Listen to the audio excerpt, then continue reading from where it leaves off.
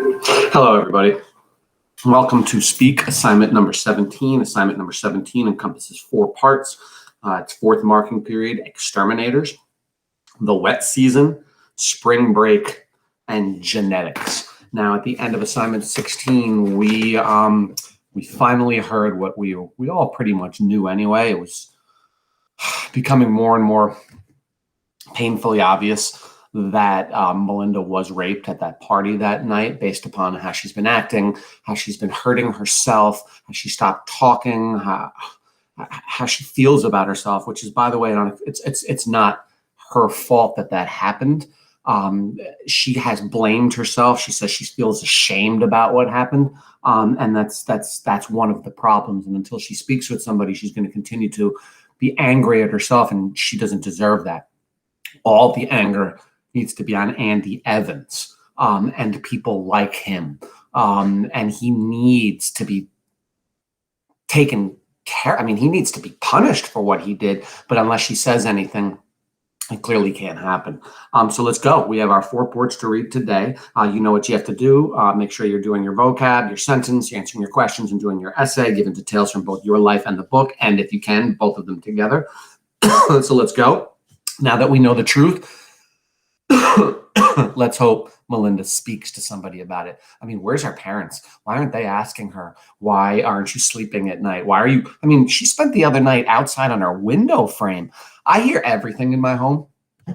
If somebody is outside on my roof, I would know and I would wake up. And if I found my daughter out there, I mean, they're only 11 and 10 now, but if I found my 14-year-old daughter sitting in the middle of the night on a roof outside in the freezing weather, I mean, that's clearly indicative of a serious problem. So what's going on there? Let's hope she gets her help. Let's go. Fourth marking period, exterminators. The PTA has started a petition to get rid of the Hornet as our school mascot. It was the cheer that got to them. They heard it at the last basketball game. We are the Hornets. Horny, horny Hornets. Everywhere we go, people want to know, who we are. So we tell them we are the Hornets. Horny, horny Hornets. And on and on and on. The wiggles and shakes that accompany the cheer freaked out the Merriweather PTA. Freaked out PTAs all over the city when the Horny Hornet cheer was televised. The TV sports guy thought the song was cute, so he did the segment showing the Hornet hustle, with the cheerleaders shaking their stingers and the crowd bumping and grinding their Horny Hornet heinies. Student Council started a counter petition. The Honor Society wrote it. It describes the psychological harm we have all suffered from this year's lack of identity. It pleads for consistency, stability. It's pretty good. We, the students of Merriweather High, have become proud of our Hornet selves. We are tenacious, stinging, clever. We are a hive, a community of students. Don't take away our Hornetdom. We are Hornets. It won't be a real issue until football starts up again. Our baseball team always stinks. The wet season. Spring is on the way. The winter rats, rusty brown $700 cars that everyone with sense drives from November until April are rolling back into the storage. The snow is melting for good, and the pretty baby shiny cars glitter in the senior parking lot. There are other signs of spring. Front lawns cough up shovels and mittens that were gobbled by snowdrifts in January. My mother moved the winter coats up to the attic. Dad's been mumbling about storm windows, but hasn't taken them down.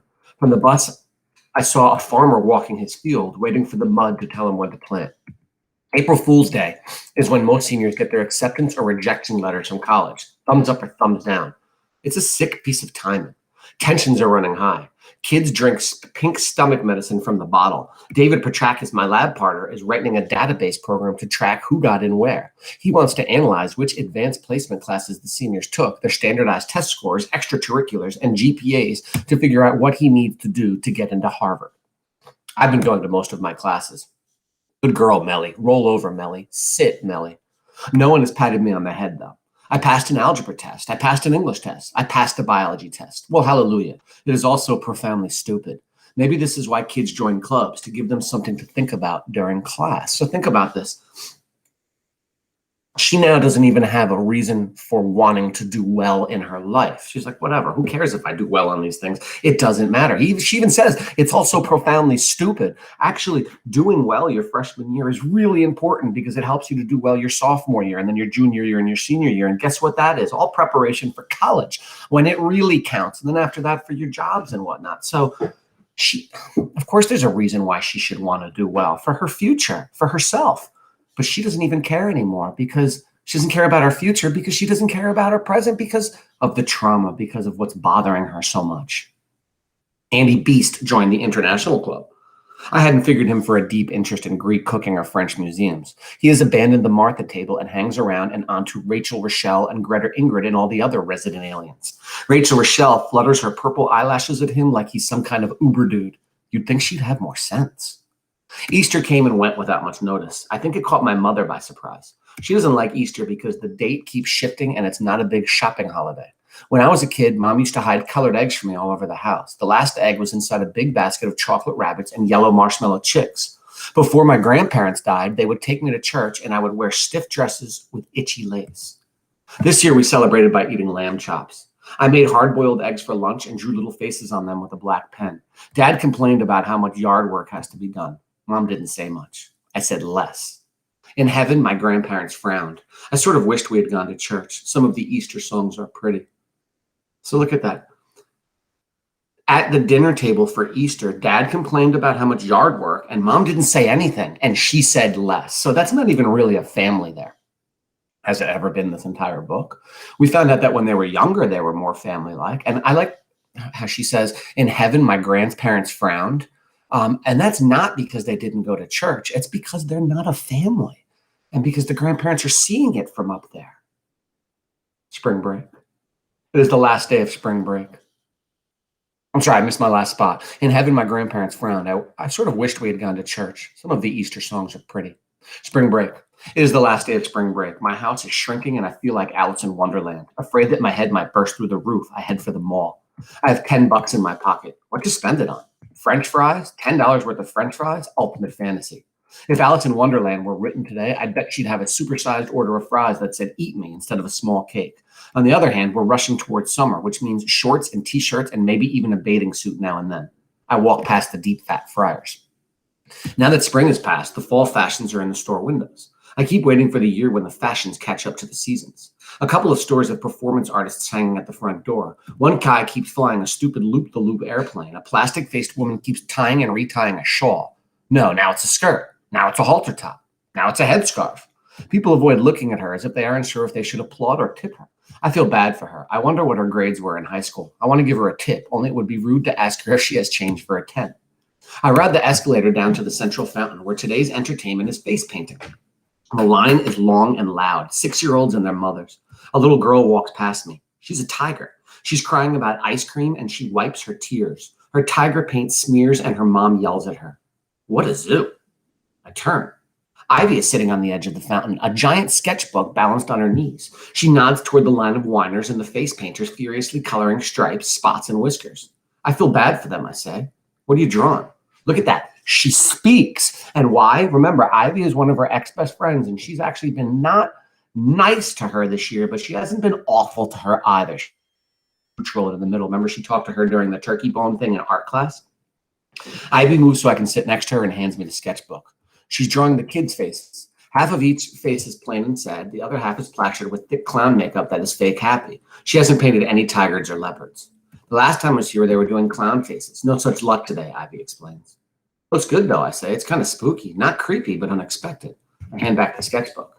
Ivy pokes her pencil into her bun. Good, that's what I'm trying for. That turkey bone thing you did was creepy, too. Creepy in a good way. Good creepy. It's been months, and I'm still thinking about it. What am I supposed to say now? I bite my lip, then release it. I pull a roll of lifesavers from my pocket. Want a piece? She takes one. I take 3, and we suck in silence for a moment. How's the tree coming? She asks. I groaned. Stinks. It was a mistake to sign up for art. I just couldn't see myself taking woodshop. It's so funny that she would say it's a mistake signing up for art. Remember, that's the only class she's doing well in. She has an A in that, and all the other ones she has D pluses and Fs in, right? Or Ds. So it's like, why would she call that a mistake?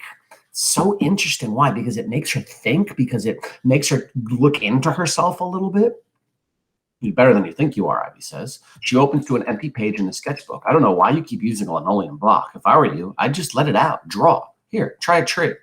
We sit there trading pencils. I draw a trunk. Ivy adds a branch. I extend the branch, but it's too long and spindly.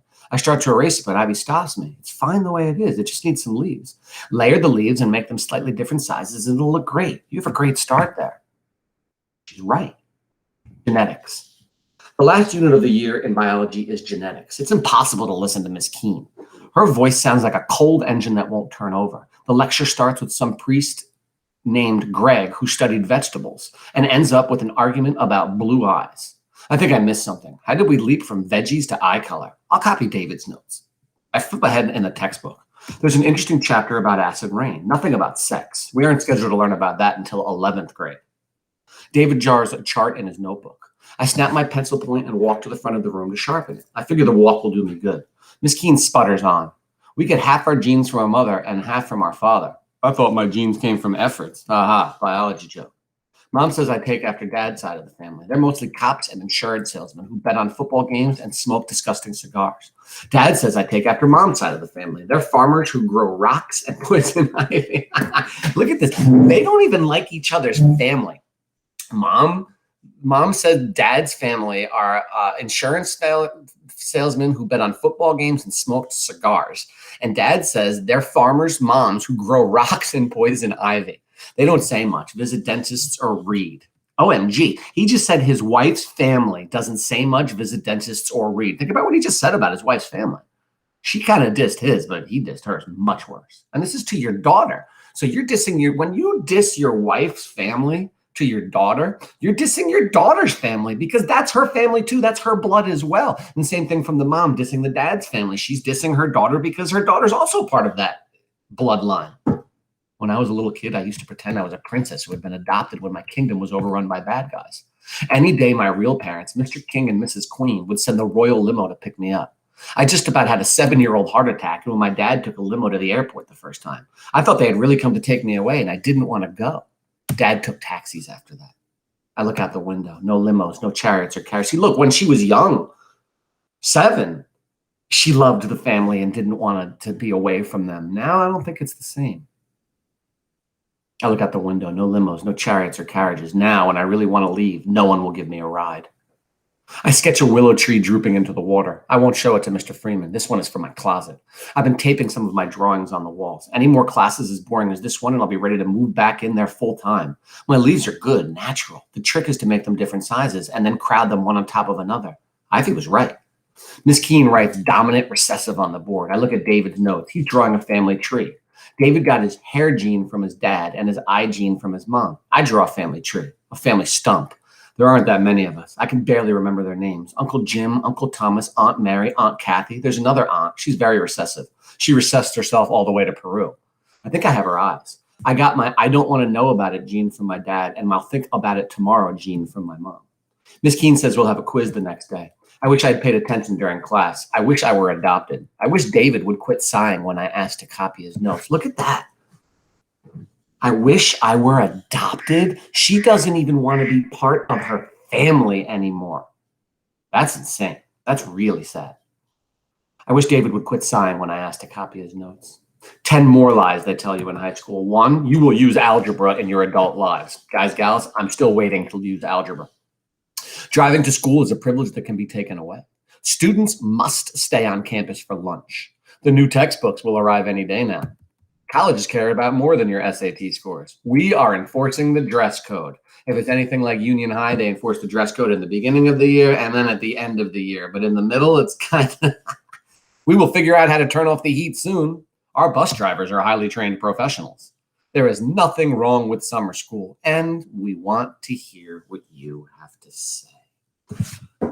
Oh, ladies and gentlemen, no closer to talking this assignment, these 4 sections of our book. We only have 1, 2, 3, 4, 5 sections left. We're running out of time. Melinda's running out of time as far as this book is concerned for her to get the help that she needs. Is this going to end with her getting help and moving forward, or not getting help and continuing to go backwards? We'll wait and see. Everybody have a fantastic day. Thank you.